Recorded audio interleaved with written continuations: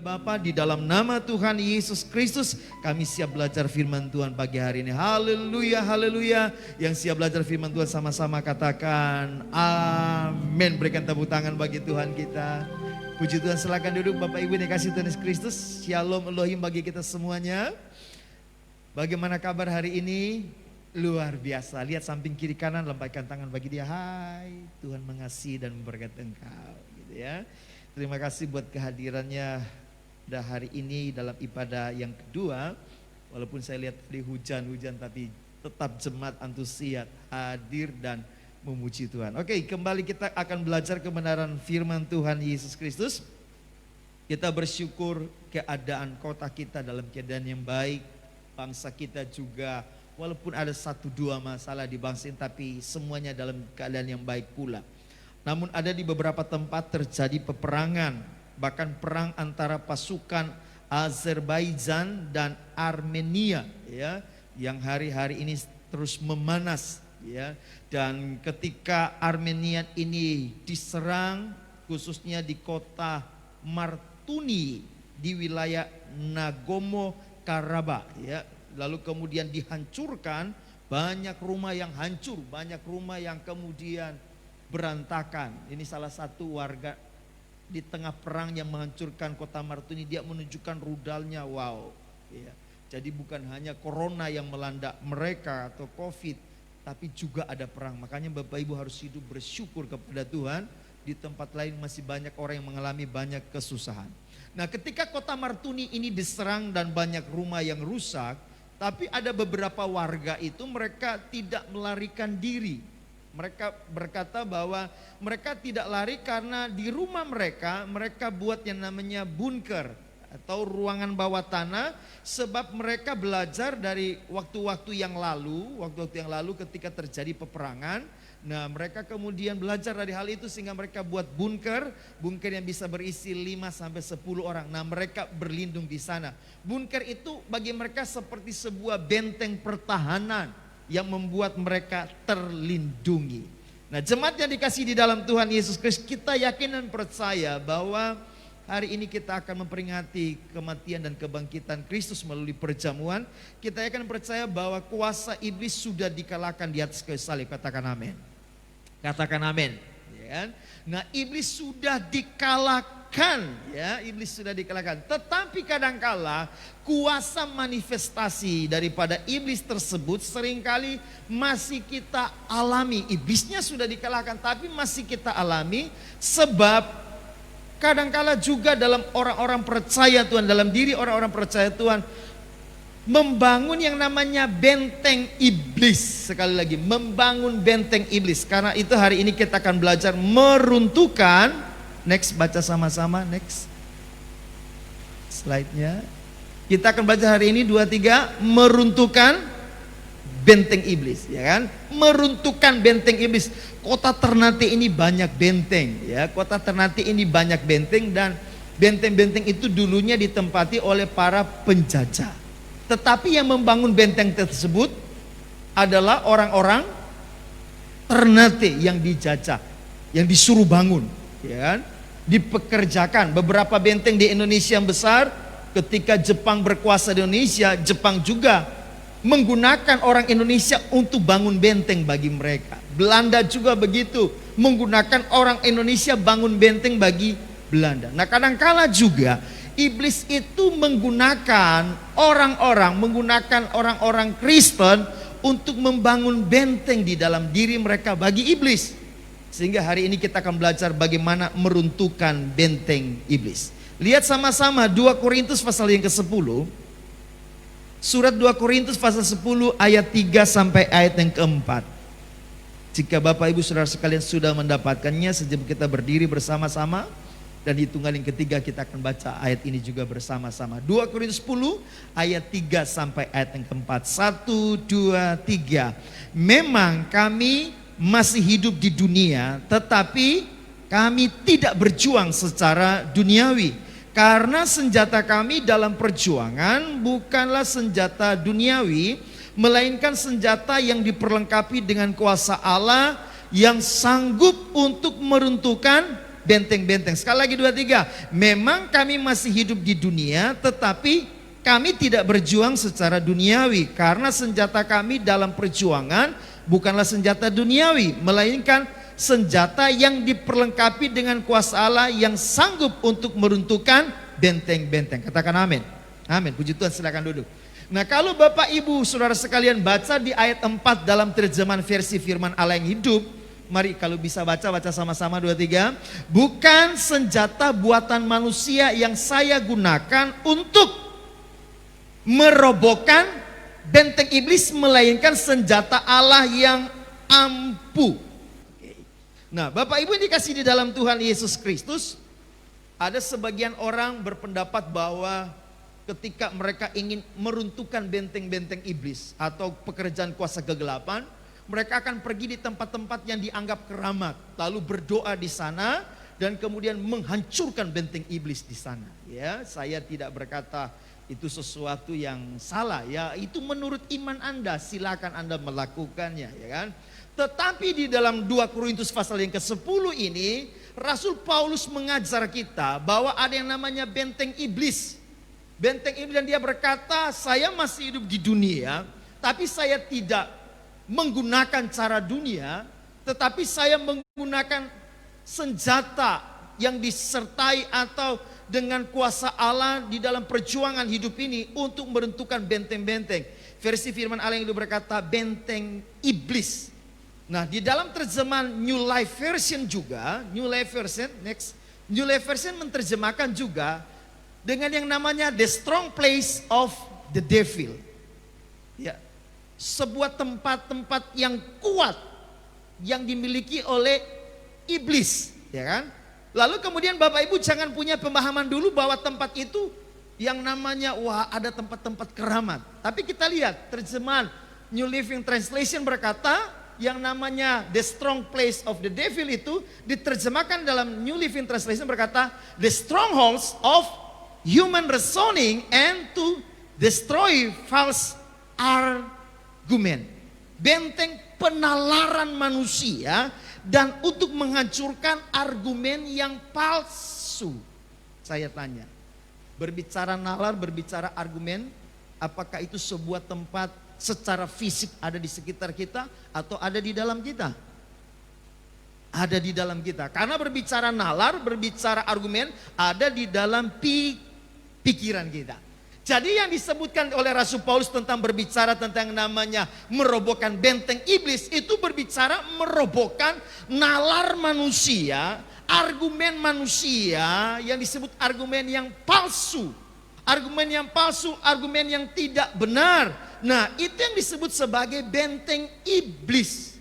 Versi firman Allah yang hidup tadi berkata benteng iblis. Jadi bukan berarti Rasul Paulus kemudian pergi ke Korintus, di kota Korintus kemudian dia pergi ke yang namanya tempat-tempat penyembahan berhala, lalu dia berdoa bersyafaat di sana dan menghancurkan benteng iblis di sana. Bukan. Tapi dia mengajarkan kepada jemaat di Korintus supaya jangan sampai jemaat ini membangun benteng iblis di dalam diri mereka. Dibangun karena apa? Karena punya penalaran secara manusia, karena punya argumen-argumen yang palsu. Surat 1 dan 2 Korintus ini ditulis Rasul Paulus kepada jemaat yang ada di Korintus. Surat 1 Korintus yang pertama, dia menyampaikan kepada mereka hal-hal yang terjadi di antara mereka. Kalau Bapak Ibu baca di dalam 1 Korintus pasalnya yang pertama ayat yang ke-7, jemaat di Korintus adalah jemaat yang dikatakan mereka tidak kekurangan satu karunia pun. Gak kekurangan satu karunia pun. Wah, berarti ini jemaat yang luar biasa. Dan jemaat di Korintus ini secara karunia mereka dikatakan hebat. Tapi kemudian Rasul Paulus berkata, tetapi di dalam jemaat di Korintus ini ada berbagai macam masalah. Ada berbagai macam masalah di mana jemaat di Korintus ini masih ada juga yang namanya penyembahan berhala. Masih juga ada yang namanya percabulan. Masih juga ada yang namanya perbuatan-perbuatan perzinahan. Masih juga ada banyak yang namanya penyelewengan. Bahkan jemaat Korintus juga mengalami banyak perpecahan. Secara karunia, mereka punya karunia yang tidak kurang, hebat mereka. Tetapi pada kenyataannya mereka ini hidup terpecah-pecah. Mereka ini ada berkata kami dari golongan Apolos, kami dari golongan Kristus, kami ini dari golongan Paulus dan sebagainya. Terjadi perpecahan. Nah, pada waktu Rasul Paulus mendengar hal ini, maka dia munculkan surat yang kedua. Kenapa? Karena surat yang pertama itu ada sebagian orang yang membantah Rasul Paulus sebagai seorang rasul yang dipakai Tuhan. Bahkan mereka membantah apa yang sudah diajarkan. Maka muncullah surat yang kedua, surat 2 Korintus. Bahkan bukan hanya muncul surat 2 Korintus, tapi Rasul Paulus selama pelayanannya, tempat yang paling lama dia tinggal ada di Korintus. 18 bulan dia ada di sana. Kenapa? Karena dia melihat di satu sisi jemaat ini punya karunia, tapi di sisi lain jemaat ini hidupnya ngawur, hidup rohaninya ngawur. Kenapa hidup rohaninya ngawur? Karena jemaat ini ternyata mulai terkontaminasi. Argumen mereka, pikiran mereka adalah argumen-argumen yang palsu, nalar-nalar manusia. Sehingga jemaat di Korintus ini adalah jemaat yang mulai memegang paham sinkritisme. Salah satu sisi mereka sungguh percaya Tuhan, tapi di satu sisi yang lain mereka masih percaya tahyul. Mereka masih percaya namanya kalau berbuat dosa nggak apa-apa. Nah, saudara yang kasih dalam Tuhan, argumen-argumen yang palsu ini terbangun karena yang namanya mereka punya budaya, mereka punya kebiasaan, sehingga argumen-argumen ini terus dibangun. Ya, argumen-argumen palsu ini. Dan Rasul Paulus berkata itu benteng iblis. Ya, jadi sekali lagi Bapak Ibu dikasih Tuhan, dia tidak berkata, ayo saya ke yang namanya kota Korintus lalu kita cari di mana kuil penyembahan dewa-dewi, penyembahan Venus, Artemis, di mana? Ayo kita pergi dan kita berdoa di sana. Enggak. Ya, dia enggak melakukan itu. Pernahkah Bapak Ibu temui Rasul Paulus pergi ke tempat-tempat itu berdoa dan bersyafaat di sana? Tapi dia mengingatkan jemaat di Korintus, kita harus merobohkan benteng iblis, yaitu setiap penalaran manusia, setiap yang namanya argumen, ya, argumen-argumen yang dibangun oleh manusia itu yang palsu itu harus kita robohkan, harus kita singkirkan. Nah, saudara yang kasih dalam Tuhan Yesus, Bapak Ibu yang Tuhan sayang, yang Tuhan berkati. Karena itu mari hari ini kita akan belajar hal-hal apa yang harus kita lakukan untuk merobohkan benteng iblis. Katakan, merobohkan benteng iblis. Sekali lagi, merobohkan benteng iblis. Ya, jangan Bapak Ibu punya pemahaman tempat loh ya. Ini berbicara tentang nalar dan argumen. Ya, nalar yang dimiliki oleh jemaat di Korintus mungkin juga ada bagi kita. Karena itu, untuk meruntuhkan benteng iblis, hal yang pertama yang harus kita lakukan, next, 2, 3, berjuang dengan senjata kuasa Allah. 2, 3, berjuang dengan senjata kuasa Allah. Kita nggak mungkin bisa menang kalau tidak ada perjuangan. Kita harus berjuang. Beberapa hari lalu kan kita memperingati hari kesaktian Pancasila. Kenapa ada kesaktian Pancasila? Karena ada orang-orang yang berjuang. Dan kalau berjuang itu jangan maju dengan tangan kosong, harus punya senjata. Yang namanya juga orang berjuang, entahkah dia pakai, orang sini bilang dodorobe, ya kan, entahkah dia pakai katapel, ya kan, entahkah dia pakai pisau, entahkah dia pakai badan, tapi dia harus punya senjata. Di dalam 2 Korintus 10 ayat 3 sampai ayatnya yang keempat, tadi yang sudah kita baca, sekali lagi kita membacanya 2, 3. Memang kami masih hidup di dunia, tetapi kami tidak berjuang secara duniawi. Karena senjata kami dalam perjuangan bukanlah senjata duniawi, melainkan senjata yang diperlengkapi dengan kuasa Allah yang sanggup untuk meruntuhkan benteng-benteng. Versi firman Allah yang hidup, next, versi firman Allah yang hidup, kita baca sama-sama. Versi firman Allah, 2, 3. Memang saya seorang manusia biasa yang penuh dengan kelemahan, tetapi saya tidak mempergunakan rencana dan cara manusia untuk memperoleh kemenangan dalam pertempuran, bukan senjata buatan manusia yang saya gunakan untuk merobohkan benteng iblis, melainkan senjata Allah yang ampuh. Terjemahan Mil, sebab sekalipun hidup di dalam daging, kami tidak berperang secara daging. Sebab senjata peperangan kami bukanlah kedagingan, melainkan kuasa di dalam Allah untuk menghancurkan benteng-benteng. Oke, jemaat yang dikasih dalam Tuhan Yesus Kristus, Rasul Paulus berkata begini, kami masih hidup di dalam dunia, bahkan terjemahan versi firman Allah yang hidup berkata, kami manusia biasa, penuh kelemahan. Saya dan saudara juga manusia biasa, oke, setuju? Dan kita juga penuh kelemahan. Rasul Paulus saja yang hebat berkata penuh kelemahan, masa kita berkata saya lebih hebat? Enggak, kita harus menyadari kita manusia biasa, kita penuh banyak kelemahan. Tetapi dia berkata, tapi dalam perjuangan kami tidak memakai cara manusia. Wah, kami tidak punya cara-cara duniawi.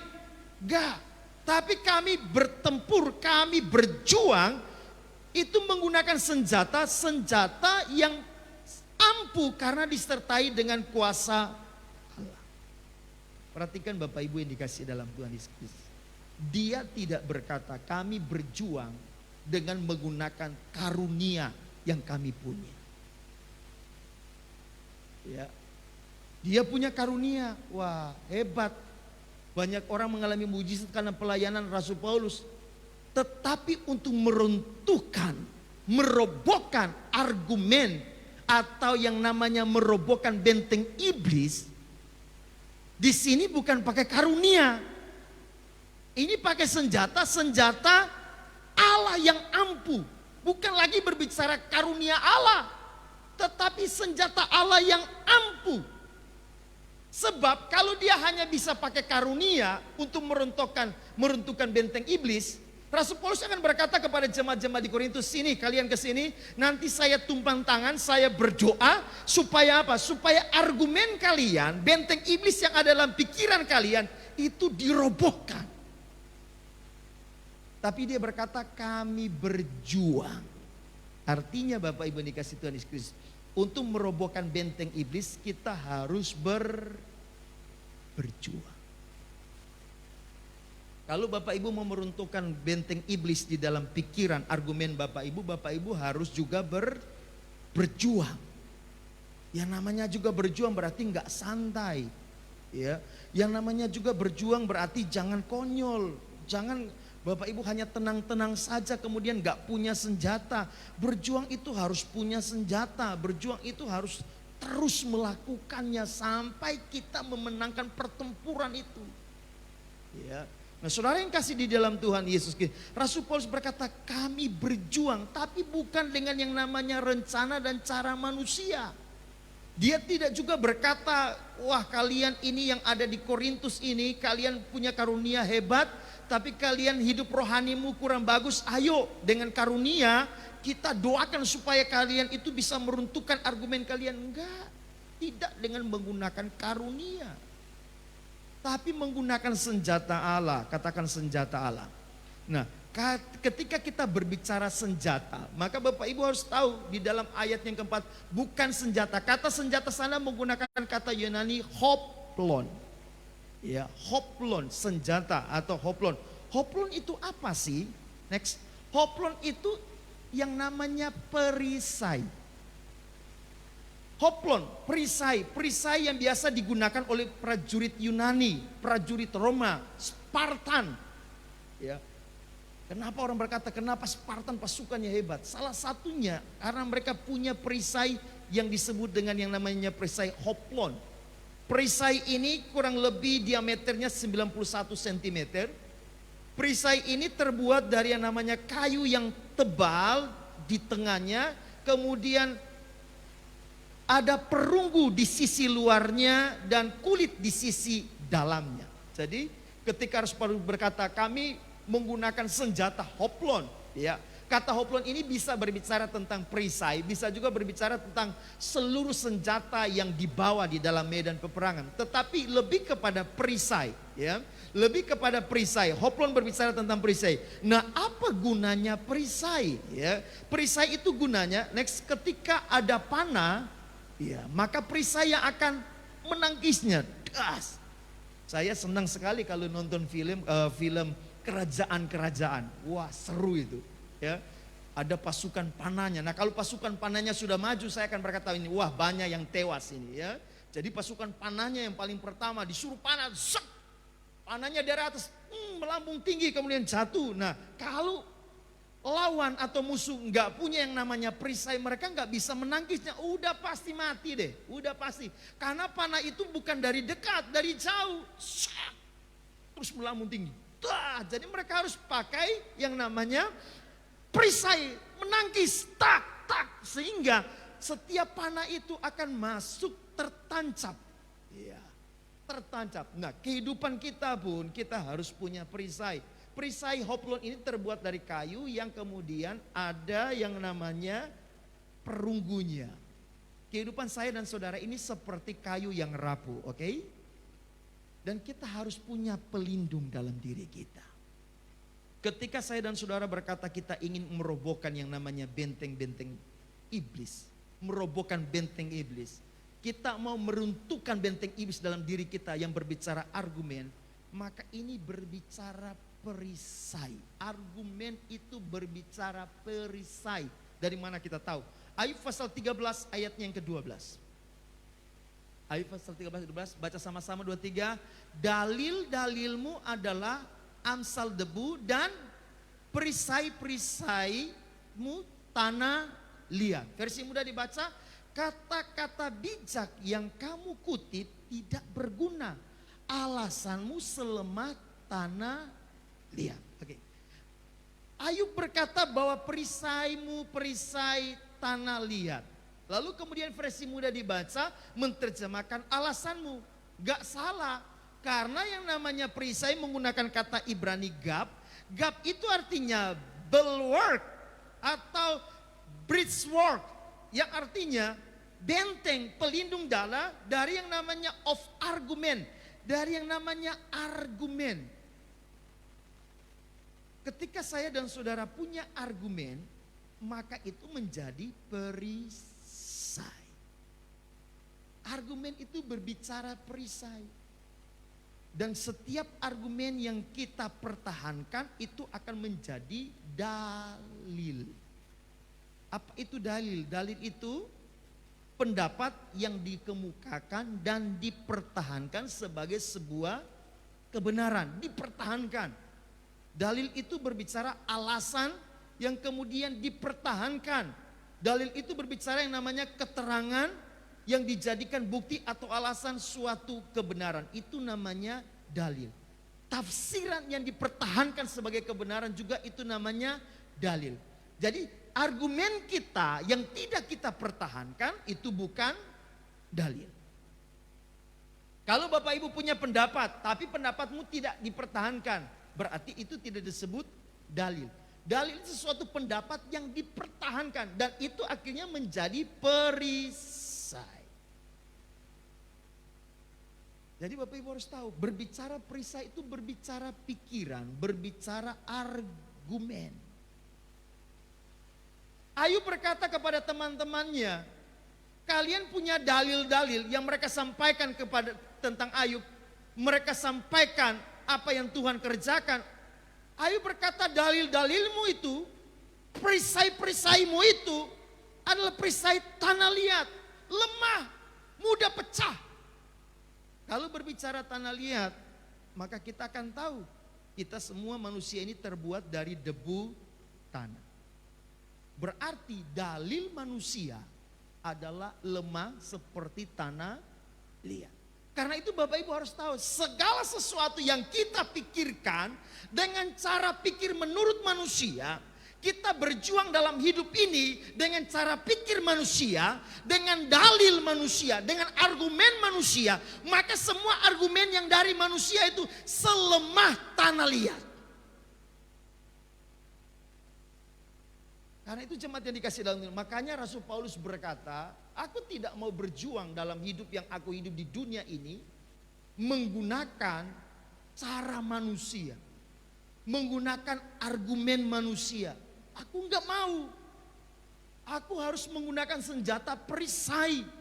Aku harus menggunakan senjata yang ampuh, senjata Allah untuk meruntuhkan benteng-benteng iblis. Yang namanya argumen, Bapak Ibu dari kecil ya, dari kecil sebelum percaya Tuhan Yesus, itu argumen itu sudah terbangun. Ya, mungkin melalui orang tua yang punya argumen. Nak, nanti kamu kalau keluar rumah jangan kaki kiri duluan, harus kaki kanan. Kenapa Pak Mak harus kaki kanan duluan? Sebab kalau kamu kaki kiri duluan, kamu akan ditabrak, celaka. Wah, ini dalil, ya kan? Nanti kalau malam kamu jangan pakai jarum menjahit baju malam hari.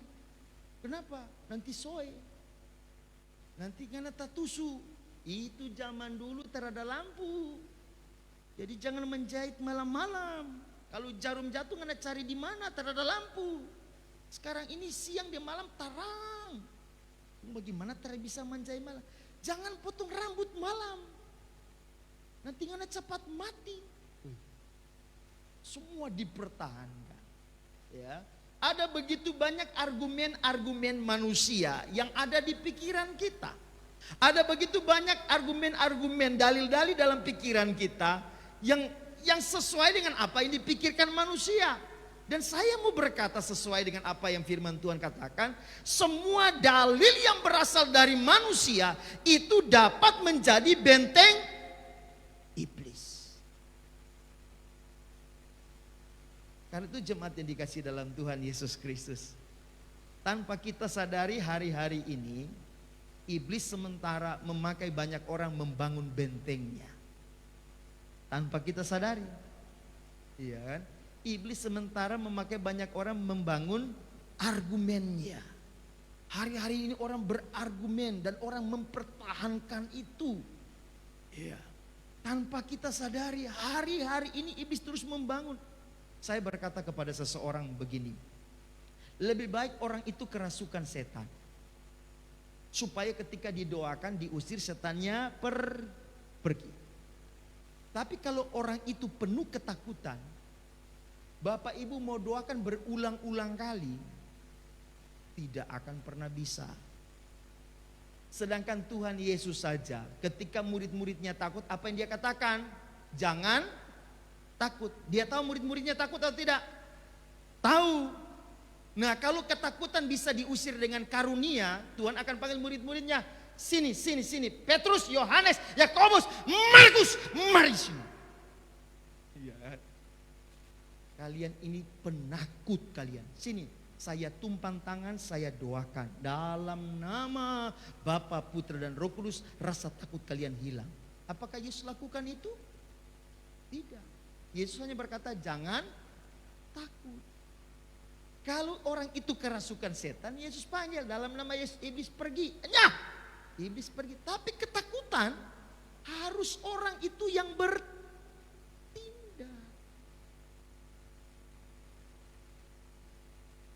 Nah, iblis lagi bangun argumen. Iblis lagi bangun argumen. Supaya apa? Orang ini penuh ketakutan.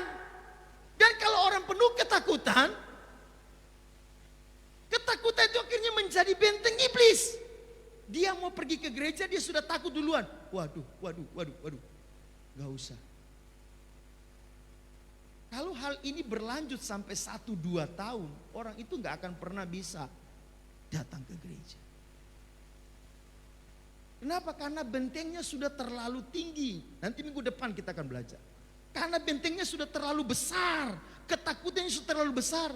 Itu hanya bisa diruntuhkan ketika kita punya argumen, kita punya yang namanya pikiran bahwa gereja akan menjadi salah satu klaster. Itu argumen manusia itu kita bisa robohkan. Kita harus runtuhkan.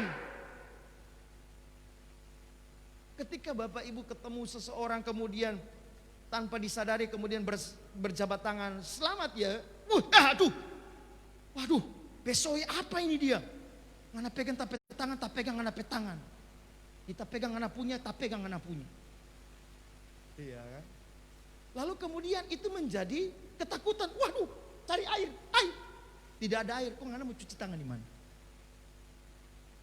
Ya, akhirnya itu menjadi sebuah ketakutan, dan ketakutan itu menjadi benteng iblis. Sehingga ketika Anda sakit, pendeta mau tumpang tangan pun takut. Dari jauh saja tumpang tangan. Pak pendeta tertumpang tangan, woi jangan. Jauh-jauh saja. Di dalam kenapa? Karena iblis ini lagi bangun bentengnya di dalam diri kita. Dia pakai cara-cara yang ada, kita yang bangun benteng bagi dia. Seperti ketika Jepang datang, Belanda datang. Bukan mereka yang bangun, mereka pakai orang-orang Indonesia. Tolong bangun benteng bagi kami. Kami bayar. Akhirnya orang Indonesia bangun benteng. Lah, setelah bentengnya jadi, mereka yang masuk tempati. Nah, sama dengan kehidupan saya dan saudara. Karena itu jemaat yang dikasih dalam Tuhan, setiap argumen, setiap yang namanya pendapat yang ada di dunia ini lemah, katakan lemah. Ini semua dalil-dalil yang ada di dunia ini lemah. Karena berasal daripada yang namanya manusia.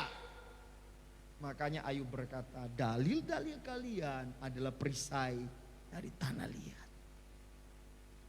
Alasan-alasan kalian, cara berpikir kalian, argumen kalian selemah tanah liat.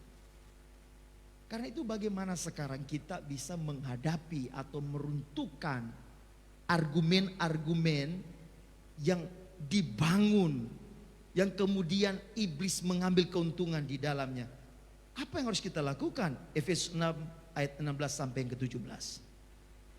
Efesus 6 ayat 16 sampai 17. 2, 3. Dalam segala keadaan pergunakanlah perisai iman, sebab dengan perisai itu kamu akan dapat memadamkan semua panah api dari si jahat, dan terimalah ketopong keselamatan dan pedang roh, yaitu firman Allah.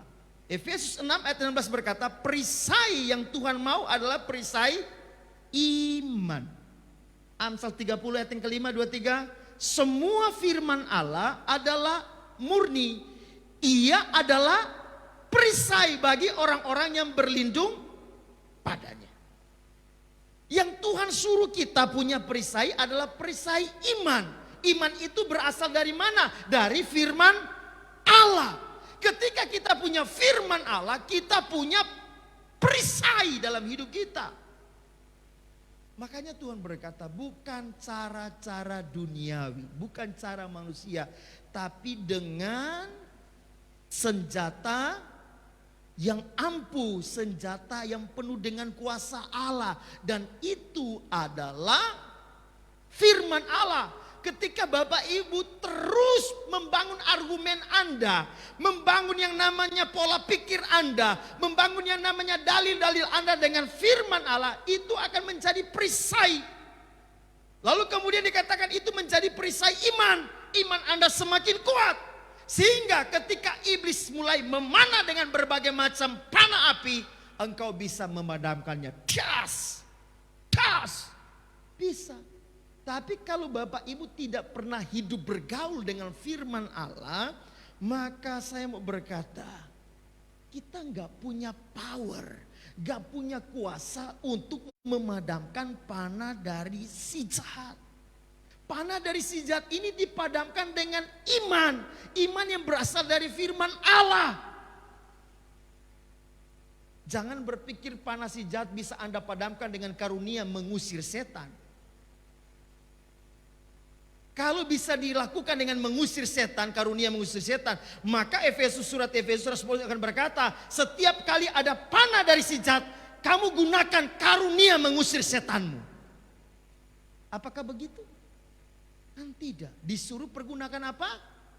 Perisai iman. Berarti hanya perisai iman yang bisa memadamkan panah-panah api dari si jahat.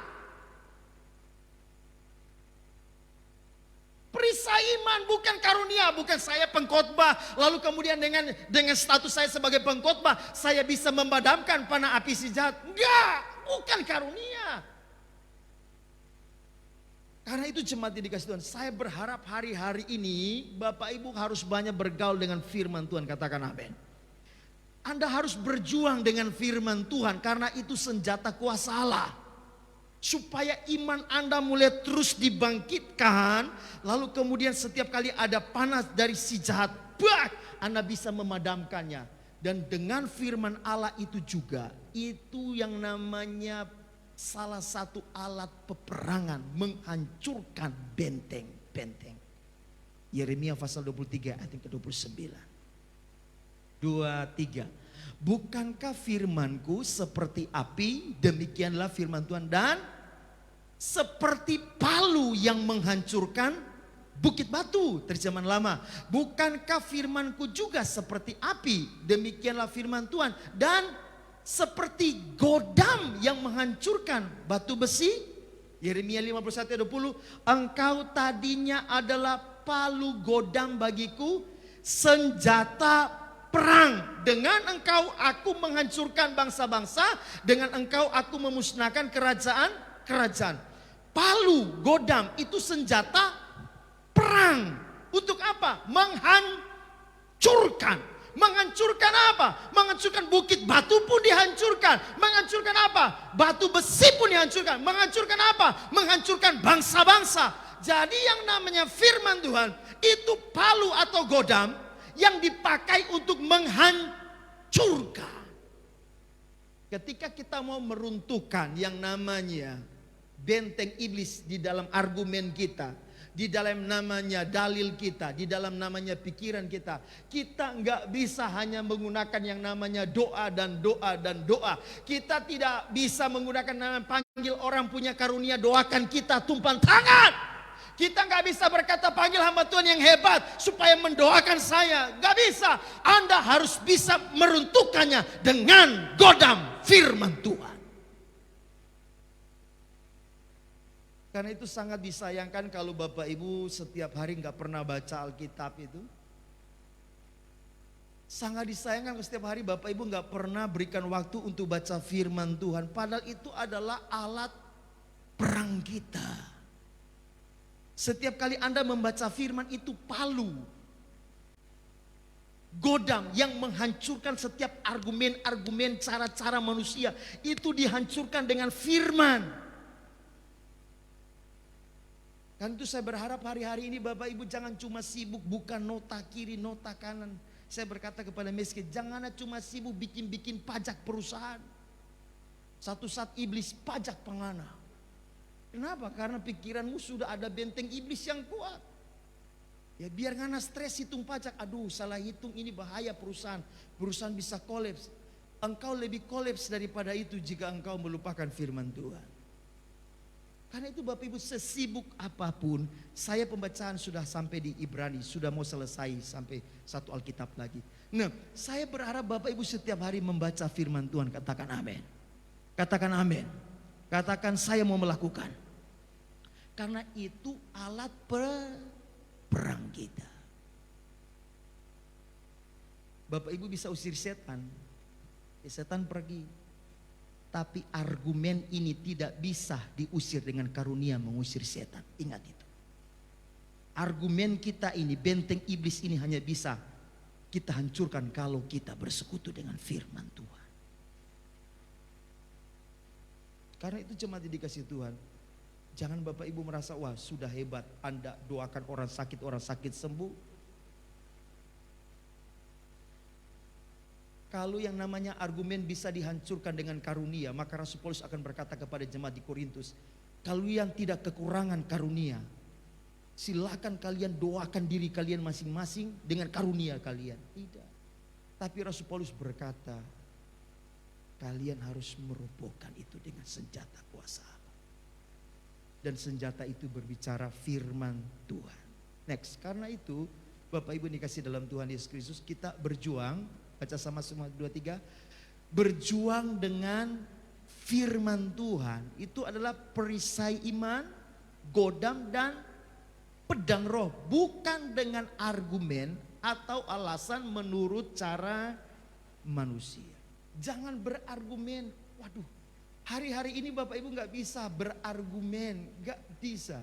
Ya, nggak bisa Bapak Ibu melawan keadaan sekarang ini dengan argumenmu, nggak bisa. Ya, nggak bisa kita melawan hari-hari ini dengan dalil kita, nggak bisa. Kita hanya bisa berkata, bisa lawan dengan firman Tuhan. Dan iblis selalu ingin menyerang yang namanya pikiran kita. Next, argumen kita, iblis selalu ingin menyerangnya. Ketika Tuhan Yesus dicobai di padang gurun, iblis datang kepadanya. Maka kita lihat kejadiannya di dalam Lukas pasal yang keempat. Apa yang terjadi di sana? Next, Lukas pasal 4. Baca sama-sama, 2, 3. Yesus yang penuh dengan Roh Kudus kembali dari sungai Yordan, lalu dibawa oleh Roh Kudus ke padang gurun. Di situ ia tinggal 40 hari lamanya dan dicobai iblis. Selama di situ ia tidak makan apa-apa dan sesudah waktu itu ia lapar. Lalu berkatalah iblis kepadanya, jika engkau anak Allah, suruhlah batu ini menjadi roti. Jawab Yesus kepadanya, ada tertulis, manusia hidup bukan dari roti saja. Kemudian ia membawa Yesus ke suatu tempat yang tinggi dan dalam sekejap mata ia memperlihatkan kepadanya semua kerajaan dunia. Kata iblis kepadanya, segala kuasa itu serta kemuliaannya akan kuberikan kepadamu, sebab semuanya itu telah diserahkan kepadaku dan aku memberikannya kepada siapa saja yang kukehendaki. Jadi jikalau engkau menyembah aku, seluruhnya itu akan menjadi milikmu. Ayat 8, tetapi Yesus berkata kepadanya, ada tertulis, engkau harus menyembah Tuhan Allahmu dan hanya kepada Dia sajalah engkau berbakti. Kemudian ia membawa Yesus ke Yerusalem dan menempatkan dia di bumbungan bait Allah. Lalu berkata kepadanya, jika engkau anak Allah, jatuhkanlah dirimu dari sini ke bawah. Sebab ada tertulis mengenai engkau, ia akan memerintahkan malaikat-malaikatnya untuk melindungi engkau. Ayat 11, dan mereka akan menatang engkau di atas tangannya supaya kakimu jangan terantuk kepada batu. Ayat 12, Yesus menjawabnya katanya, ada firman, jangan engkau mencobai Tuhan Allahmu. Sesudah iblis mengakhiri semua pencobaan itu, ia mundur daripadanya dan menunggu waktu yang baik. Dikatakan di ayat 1, Yesus penuh dengan Roh Kudus. Lalu kemudian Roh Kudus membawa dia ke padang gurun selama 40 hari untuk dicobai. Jadi kejadian ini bukan kejadian hanya 1 hari, 40 hari Yesus tidak makan dan Yesus lapar. Lalu kemudian dia dicobai oleh iblis. Iblis berkata kepada Tuhan Yesus, coba kamu rubah batu ini menjadi roti. Jika engkau anak Allah, suruhlah batu ini menjadi roti. Saya ingin tanya kepada Bapak Ibu, Tuhan Yesus bisa melakukannya? Bisa? Bisa. Oke. Sekarang saya tanya, apakah Tuhan Yesus melakukannya? Kenapa tidak? Dia bisa melakukan? Bisa. Kenapa dia tidak melakukan? Hah? Kenapa dia tidak melakukan? Apa yang dia jawab kepada iblis? Apa yang dia jawab? Ada tertulis, manusia hidup bukan dari roti saja. Iblis suruh dia melakukan sesuatu yang tidak tertulis di Alkitab, di firman Tuhan. Yesus bisa melakukan? Bisa. Tapi kenapa dia tidak lakukan? Tidak tertulis. Dan sekarang Bapak Ibu Saudara sekalian semua kita sepakat, Yesus bisa melakukan. Sekarang saya tanya, pernahkah Bapak Ibu baca Alkitab Kejadian sampai Wahyu, Yesus merubah batu menjadi roti? Ada?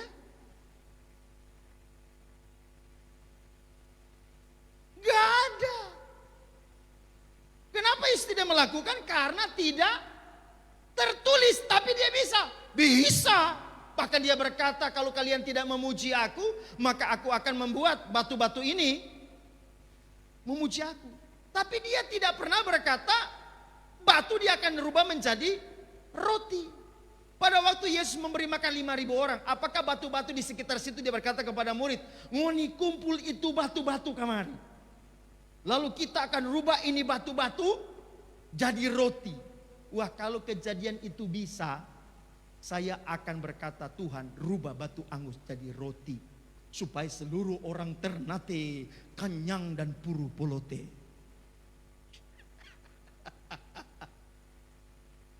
Saya renungkan, memang Tuhan saya luar biasa, tapi sesuatu yang tidak tertulis, dia tidak akan melakukannya. Oke, bisa ngerti Bapak Ibu? Kan kita yang berkata dia bisa merubah yang namanya batu jadi roti. Itu kan argumen kita. Itu kan tafsiran kita. Dan bukankah tafsiran kita itu sama dengan iblis? Iblis berkata, kalau engkau anak Allah, rubah batu jadi roti. Tapi Yesus berkata, hei, manusia hidup bukan dari roti saja, tapi dari setiap perkataan dari firman Allah. Bapak Ibu dikasih Tuhan Yesus Kristus. Kadangkala kita punya argumen yang tidak tertulis di dalam firman. Oh, yakin dan percaya saja Tuhan Yesus bisa merubah batu jadi roti. Itu kalau malaikat balik tanya, ngana baca di mana? Gak ada tertulis di Alkitab. Makanya Yesus tidak mau melakukan. Kalau itu kejadian itu pernah ada, maka Yesus akan berkata, saya akan lakukan. Karena itu jemaat, inilah yang namanya argumen. Ini kita diserang, pikiran kita ini diserang, pendapat kita ini diserang. Apa kita mempertahankan atau tidak? Sama dengan yang namanya yang Yesus lakukan. Wah, Yesus tidak berkata, oke, semua batu ini aku rubah jadi roti. Yesus tidak langsung berkata, aku lakukan, aku bisa, aku mampu. Dia punya kekuasaan, dia punya kedahsyatan, dia punya mujizat. Tapi dia tidak mau melakukan. Kenapa? Karena tidak tertulis. Makanya dia serang argumen kembali. Balik kepada yang namanya iblis. Dia berkata, ada tertulis. Iblis berargumen, Yesus bisa rubah batu jadi roti. Tapi Yesus menyerang balik argumen iblis. Ada tertulis, manusia hidup bukan dari roti saja. Karena itu Bapak Ibu yang dikasih Tuhan Yesus, jangan Bapak Ibu beriman dengan argumen-argumen yang salah. Lihat sagu di muka, saya percaya Tuhan bisa merubah batu jadi roti. Saya percaya sagu ini akan dirubah Tuhan menjadi roti yeko.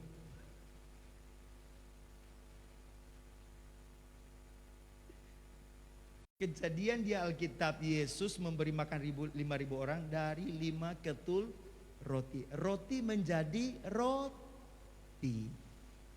Jadi, tapi tidak ada kisah di Alkitab Yesus merubah batu jadi roti. Walaupun dia mampu melakukannya. Sekali lagi, kita tidak sanksi, Tuhan mampu melakukannya. Tapi kenapa dia tidak melakukannya? Karena tidak tertulis. Makanya dia jawab, yang tertulis manusia hidup bukan hanya dari roti saja. Wah, iblis enggak berhenti. Iblis serang dengan argumen selanjutnya. Lihat ayat selanjutnya. Apa yang dilakukan iblis? Iblis bawa dia, kembali ke slide tadi ya. Iblis bawa dia kemana? Iblis bawa dia ke tempat yang tinggi dan dalam sekejap mata. Kemudian iblis memperlihatkan semua kemuliaan kerajaan dunia. Dan iblis berkata, segala kuasa itu serta kemuliaan akan kuberikan kepadamu. Sebab semuanya itu telah diserahkan kepadaku dan aku memberikannya kepada siapa saja yang kukehendaki. Ayat 8, apa kata Tuhan Yesus? Tetapi Yesus berkata kepadanya, ada tertulis, engkau harus menyembah Tuhan Allahmu dan hanya kepada Dia sajalah engkau berbakti. Di perjanjian lama ini ditulis, hanya kepada Tuhan Allah saja engkau menyembah, berbakti, hanya kepada Allah saja. Yesus berkata, ada tertulis.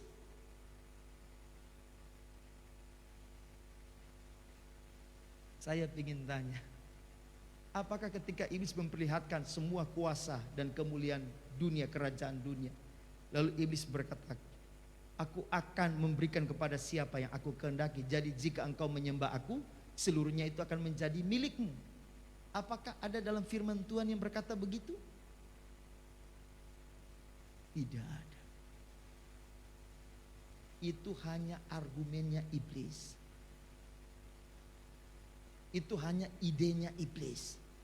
Kalau engkau menyembah aku berikan semua. Gak ada yang bertuliskan begitu.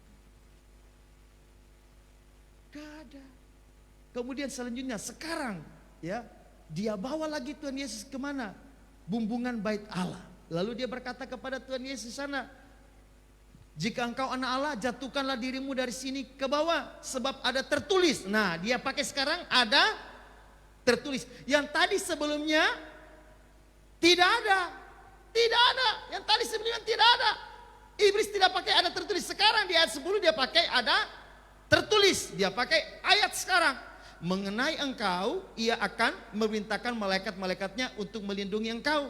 Dan mereka akan menatang engkau di atas tangannya, supaya kakimu jangan terantuk kepada batu.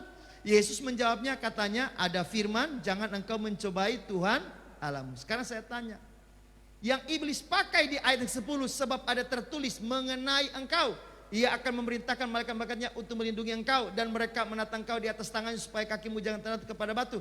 Apakah benar ada tertulis begitu? Apakah benar ada tertulis begitu? Nah, mulai ragu kan? Argumennya mulai runtuh kan? Apakah benar ada tertulis begitu? Hah? Yesus tidak menanggapi hal itu. Yesus menjawab, ada firman, jangan engkau mencobai Tuhan Allahmu. Karena yang iblis pakai di ayat 10 yang ada tertulis itu dikutip dari Mazmur 91. Mazmur 91 itu berbicara tentang orang yang duduk dalam lindungan Allah yang maha tinggi. Itu diuntukkan untuk semua orang. Tapi iblis pakai mengenai engkau. Nah, inilah dimana kita ini harus jeli melihat apa yang seringkali iblis pakai. Iblis tidak hanya memakai sesuatu yang tidak tertulis dalam firman, tapi karena iblis mengambil ayat, mengambil firman, dia plesetkan di sana supaya apa? Meruntuhkan argumen orang percaya Tuhan.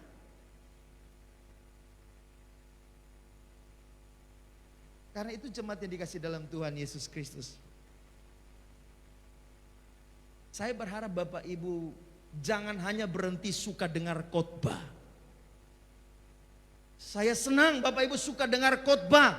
Khotbah siapa saja, dari hamba Tuhan mana saja, dari desa, dari kota, pokoknya siapa yang sampaikan firman, silakan Bapak Ibu dengar. Tapi saya mau berkata, jangan hanya dengar, Anda harus membaca firman-Nya. Supaya Bapak Ibu tahu ada tertulis atau tidak. Ketika Bapak Ibu punya persoalan yang berhadapan dengan hukum, lalu dibawa ke pengadilan, maka di sana akan dipakai yang namanya dalil-dalil. Lalu ketika ada saksi maju, apa pendapatmu tentang kejadian ini? Apa pendapatmu? Lalu kemudian dia berkata begini, ya kita cuma dengar tetangga bercerita, jadi kita tahu perkara ini salah. Sekarang saya tanya, apakah kesaksian dari saksi ini, apakah dalilnya itu dipakai atau tidak? Hanya dengar dari kata tetangga, dipakai atau tidak? Tidak bisa dipakai. Karena cuma dengar dari orang saja. Tapi muncul satu saksi. Apa pendapatmu? Apa dalilmu? Saya menyaksikan sendiri hal itu kejadiannya benar. Saya tanya, dalil ini dipakai? Pakai. Kenapa dipakai? Dia saksinya. Beberapa hari lalu istri saya berkata, Pak, tolong beli vitamin untuk anak kami. Lalu saya tanya, vitamin apa kira-kira? Dia berkata, beli Enervon C. Ya. Lalu kemudian saya pergi ke apotek milik jemaat. Ya, saya tanya, Enervon C itu bisa untuk anak-anak enggak? Untuk anak 12 tahun. Bisa enggak untuk itu? Kemudian pemilik apotek ini berkata, bisa Pak, bisa. Saya bilang mana Mana universitas itu? DUS-nya mana DUS? Saya cari-cari. Tidak tertulis untuk anak 12 tahun. Saya bilang saya beli 2 strip deh. Istri saya pesan 1 botol. Saya bilang 2 strip aja. 2 strip saya beli. Pulang istri saya tanya, kenapa kamu hanya beli 2 strip? Saya bilang, saya belum baca ada tertulis Enervonse itu bisa untuk anak 12 tahun. Kalau tidak tertulis, saya tidak akan beli. Saya akan cari tahu dulu, saya buka Mbak Google. Saya minta tolong Mbak Google. Ya kan, saya cari internet, apakah bisa enggak untuk anak 12 tahun?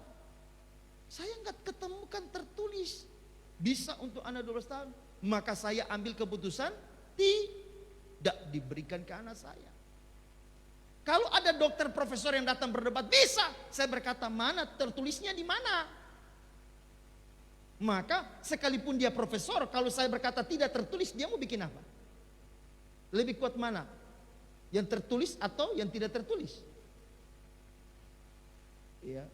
Karena itu jemaat yang dikasihi Tuhan Yesus. Maksud saya begini Bapak Ibu. Kalau Bapak Ibu dengar dari hamba Tuhan khotbah, Bapak Ibu berkata, yes, amin, yes, amin. Bapak Ibu tidak pernah baca sendiri, tidak pernah membaca yang tertulis. Ketika datang argumen-argumen iblis, ketika datang argumen-argumen yang untuk membangun benteng iblis, Anda hanya akan berkata begini, oh saya cuma dengar Pak Lisar khotbah. Saya cuma dengar Pak Pendeta A khotbah. Saya pernah dengar pendeta B khotbah. Itu sama dengan kisah ketika Hawa ditipu, diperdaya oleh si ular. Ular ngerti bahwa informasi perintah Tuhan, firman Tuhan tentang supaya pohon pengetahuan yang baik dan yang jahat jangan dimakan. Siapa yang langsung menyaksikannya? Siapa? Adam. Hawa tidak langsung. Hawa hanya mendengar apa yang disampaikan oleh Adam. Jadi ketika sampai di pohon itu, ular ini berkata, wah Tuhan Allah tahu kalau kamu makan ini kamu akan menjadi seperti dia. Nah terus Hawa mulai berargumen. Wah enak ya buah ini. Wah bisa memberikan pengetahuan. Ya Tuhan Allah berkata jangan kamu merabanya. Loh sudah tak tambah ini. Informasinya perintahnya sudah bertambah. Dilarang jangan makan bukan jangan meraba. Dari hal itu kita tahu bahwa apa yang diterima oleh Hawa itu dia dengar dari si Adam. Coba kalau si ular datang kepada si Adam. Adam, apa yang Tuhan perintah? Maka Adam yang mendengar langsung, Adam yang menyaksikan langsung, Adam yang tahu benar apa yang Tuhan perintahkan, Adam tidak akan tergoda. Adam akan berkata, Tuhan berkata jangan kami makan, nanti kami mati. Ular gigi. Yang kita bikin ikangan. Ya, untung Adam bukan tole. Lalu Adam tole, ular ngana so rica-rica. Ya kan dia bilang ular tunggu ngana kita peterica. Ya. Nah, saudara yang kasih dalam Tuhan Yesus, kenapa kepada si Hawa? Dan kenapa kemudian pikiran Hawa, kemudian yang namanya argumen Hawa runtuh? Kenapa? Karena dia tidak secara langsung. Itu yang saya katakan tadi, contoh saya beli obat tadi. Kalau saya sudah baca di obat itu ada tertulis, saya berani kasih ke anak saya. Tapi kalau saya hanya dengar kata orang, oh bisa, oh bisa, oh bisa. Wah saya ragu. Jangan sampai saya kasih makan anak saya, terus dia kemudian overdosis. Itu sama dengan firman Bapak Ibu. Bapak Ibu dengar firman itu saya senang, saya bahagia. Tapi Bapak Ibu harus membacanya. Supaya benar-benar yakin ada tertulis. Saya tanya, bisakah Yesus mengusir setan saat dia dicobai? Setan pergi, bisa? Bisa, dia punya kuasa kok. Setan datang satu kali dia bilang, "Iblis, pergi." Iya kan? Jangankan Yesus berkata pergi, Yesus senyum saja. Iblis bilang, bos, misi bos. Tapi saya mau berkata, argumen yang iblis sampaikan kepada Yesus, rubah ini batu menjadi roti.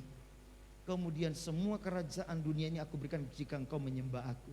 Kemudian iblis berkata tentang engkau, ketika engkau menjatuhkan diri maka malaikat akan diperintahkan oleh engkau.